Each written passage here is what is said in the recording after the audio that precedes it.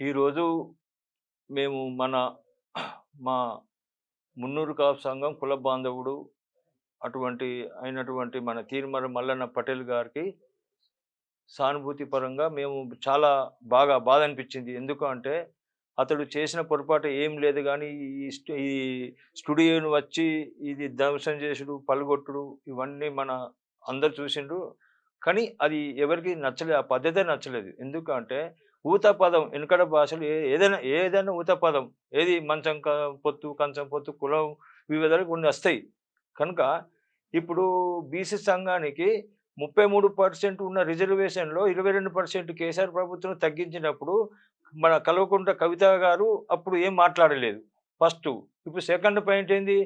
గౌరవనీయులైన శ్రీ ముఖ్యమంత్రి గారు రేవంత్ రెడ్డి గారు 42% బీసీ సంఘాలకు ప్రకటించినప్పుడు మన బీసీ వాళ్ళే మన కుంకుమ ఇదేనా చల్లుకోవాలి, ఎంజాయ్ చేసుకోవాలి. అటువంటి విషయంలో ఇప్పుడు ఆ సందర్భంలో మన కవిత మేడం గారు వాళ్ళకు రిజర్వేషన్ లేదు, ఏం లేదు. FC forward cost. ఆ లెక్క ప్రకారం కూడా ఆమె కుంకుమ చల్లుడు కరెక్ట్ కాదు అని ఒక తీర్మానం మల్లన్నే కాదు చాలామంది విమర్శించిండు. కానీ తీర్మానం మల్లన్న దగ్గరికి వచ్చి మరి అటు మీకు రాంగ్ అనిపిస్తే ఏం చేయాలి? మనం ఇది కంప్లెయింట్ ఇచ్చుడో లేకపోతే కోర్టుకు పోవడో ఏదో ఒకటి ఉంటుంది పెద్ద మనుషుల ద్వారా. కానీ ఏకదం వచ్చి ఇట్లా తుపాకులతోని కాల్పులు జరిగే కాడికి వచ్చిందంటే అది ఎవరికైనా జరగకూడదు.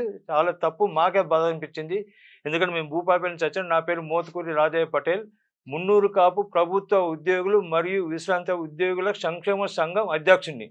మేము నల్ల రమేష్ పటేల్ ప్రధాన కార్యదర్శి, కూకట్ల మహేందర్ ఉపాధ్యక్షులు, మన జట్టి రవీంద్ర కార్యవర్గ సభ్యులు, గాజుల శ్రీనివాస్ పటేల్ సభ్యులు, ఇంకా చాలామంది వస్తుండ్రు. కానీ ఏది సిగ్నల్ పడట్లునో అదే చాలా కొంచెం లేట్‌గా వస్తారు వాళ్ళు. కానీ ఇది మాత్రం మేము ఖండిస్తున్నాం. ఇది అయితే పద్ధతి కాదు. ఏదైనా ఉంటే కోర్టు ద్వారానో లేకపోతే పోలీస్ స్టేషన్ ద్వారానో ఏదో పరిష్కరించుకోవాలి. పెద్ద మనుషుల ద్వారానో పరిష్కరించుకోవాలి. కానీ వచ్చి ఏకదం ఈ తుపాకులతోని కాల్పు జరిగే కాడికి వచ్చింది అంటే అది రాంగు. ఎందుకంటే ఇప్పుడు కవిత మేడం ఏమంటుంది? అడగడానికి పోయినప్పుడు కాల్పులు జరిపిండు అంటే అది రాంగ్. అది కరెక్ట్ కాదు. ఎందుకంటే మంచం పొత్త, కంచం పొత్త అన్న పదం అది అనలని కాదు. ఆటోమేటిక్‌గా ఎవరికైనా వస్తది. అట్లాంటి వెనకటి భాషలో నీ అవ్వని గివ్వని ఏదైనా మాట్లాడతారు.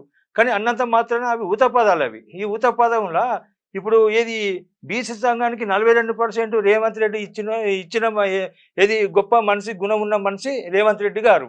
ఆ రేవంత్ రెడ్డి గారికి మేము బీసీ వాళ్ళం ఎవరైనా మేము ధన్యవాదాలు చెప్పినాం. చాలా సంతోషపడుతున్నాం. కానీ ఇప్పుడు బీసీలో రిజర్వేషన్ లేని వారు కూడా వచ్చి కుంకుమ చల్లుకుంటే అది కరెక్ట్ కాదు. ఏ పద్ధతి మేము ఒప్పుకోము. ఇప్పటికి కూడా మేము ఎందుకంటే మా మున్నూరు కాపు ఇది ముద్దు బిడ్డ ఎవరికైనా తీర్మానం మల్లన్న పేరు చెప్తే ఆపదలు వచ్చినా, సంపదలు వచ్చినా ఎవరొచ్చినా కానీ టీవీ ముంగట నిలబెట్టి ఎవరైనా మంత్రి కానీ, మినిస్టర్ కానీ, ఎస్పీ కానీ, డిఎస్పీ ఎవరికైనా కరెక్ట్ ఫోన్ చేసి కల్పించి మాట్లాడతారు. వాళ్ళ సమస్య పరిష్కారం చేసే గుణం, గొప్ప గుణం ఉన్న తీర్మానం మల్లన్న గుణం అది. ప్రతి ఒక్కరికి న్యాయం చేసే గుణం ఉంది, అన్యాయం చేసే గుణం లేదు. అది పక్కా నేను చెప్తున్నా. ఎందుకంటే ఈరోజు మాకు బాధ అనిపించింది కనుక మేము ఈడికొచ్చి మా బాధ మేము చెప్తున్నాం. ఎందుకంటే ఇటువంటి సందర్భంలో ఈ దోషం చేసుడు, ఈ పలుగొట్టుడు ఎవరికైనా బాధ అనిపిస్తే ఈ బాధాకరమైన పనులు ఎవరు చేయకూడదు దయచేసి.